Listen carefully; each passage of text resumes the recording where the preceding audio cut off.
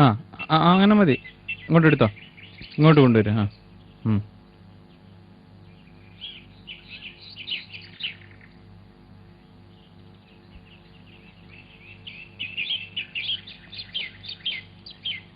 അവിടെ തന്നെ വെച്ചോ, അവിടെ തന്നെ വെച്ചോ.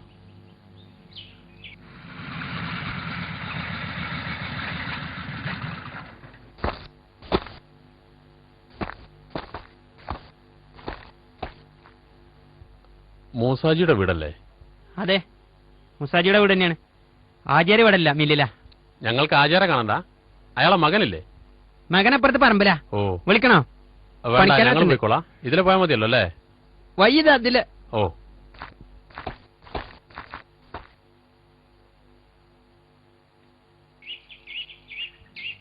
അതങ്ങനെ മതി. ഇക്ക, എന്നാ ഞാൻ പോട്ടെ. ശരി.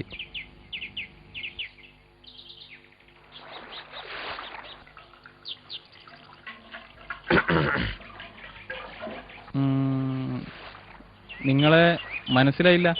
ഞങ്ങൾ താഴത്തങ്ങാടിക്കാരാ. സീനത്തിനെ പെണ്ണ് കാണാമെന്ന? ഇന്നലെയാണ് ബ്രോക്കർ പറഞ്ഞത് നിങ്ങളെ ഒന്ന് വന്ന് കാണണമെന്ന്. ഇതിലാരാ സുൽഫിക്കർ? ഞാനാണ്. പണി നടക്കട്ടെ കേട്ടോ, ഞാനിപ്പോ വരാം. നമുക്ക് അങ്ങോട്ട് നിൽക്കാം. നേരത്തെ ഒരു കല്യാണം കഴിച്ചിരുന്നല്ലേ? അതിനെ ഒഴിവാക്കി.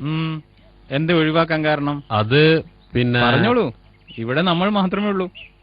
ശാരീരിക പ്രയാസങ്ങൾ എന്തെങ്കിലും അവൾക്കുണ്ടായിരുന്നോ? ഏയ്, അങ്ങനെയൊന്നുമില്ല.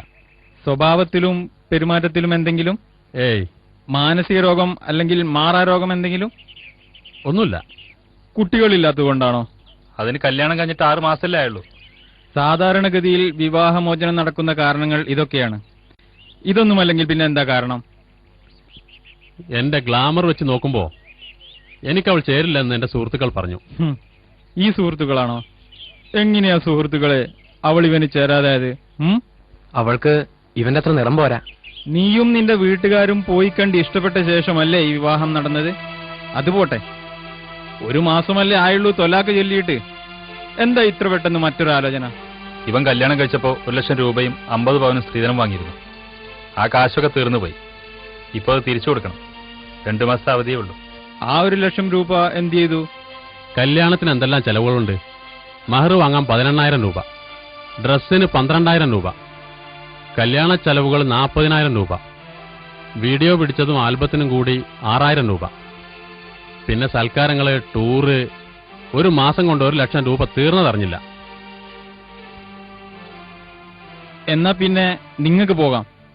അപ്പോ കല്യാണം ഉറപ്പിക്കാൻ എപ്പോഴാ വരേണ്ടത്? ഏത് കല്യാണം? സീനത്തുമായുള്ള.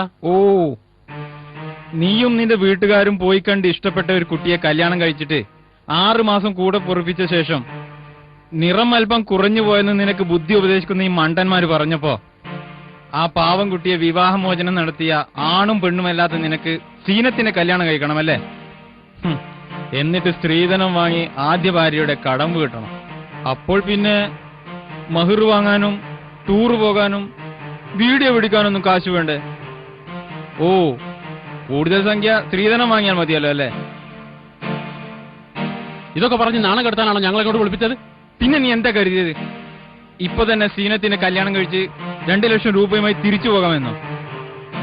ഒരു പാവപ്പെട്ട പെൺകുട്ടിയുടെ പണം മുഴുവൻ ദൂർത്തടിച്ച് തിന്നിട്ട് സുഹൃത്തുക്കളുടെ വാക്ക് കേട്ട് അവളെ വീട്ടിലേക്ക് പറഞ്ഞയച്ച മാനസിക രോഗിയായ നിന്നോട് എനിക്കൊന്നും പറയാനില്ല. എനിക്ക് പറയാനുള്ളത് ഭാര്യ ഭർത്തൃബന്ധത്തിന്റെ പരിശുദ്ധിയും പവിത്രതയും എന്തെന്നറിയാത്ത ഈ കഴുതകളോടാണ്.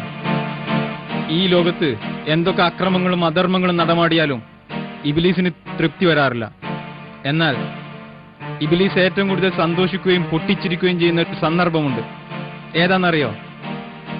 ഭാര്യക്കും ഭർത്താവിനും ഇടയിലുള്ള ബന്ധം മുറിഞ്ഞു പോകുമ്പോൾ. അത്തരം ഒരു അധർമ്മം ചെയ്ത നീയും ആ ഹീനകൃത്യത്തിന് കൂട്ടുനിന്ന നിങ്ങളും പിശാചിന്റെ ഏത് പരമ്പരയിൽ പെടുമെന്ന് ഒഴിവ് കിട്ടുമ്പോൾ ഒന്ന് ആലോചിച്ച് നോക്ക്. നിങ്ങൾക്ക് മടങ്ങിപ്പോകാം.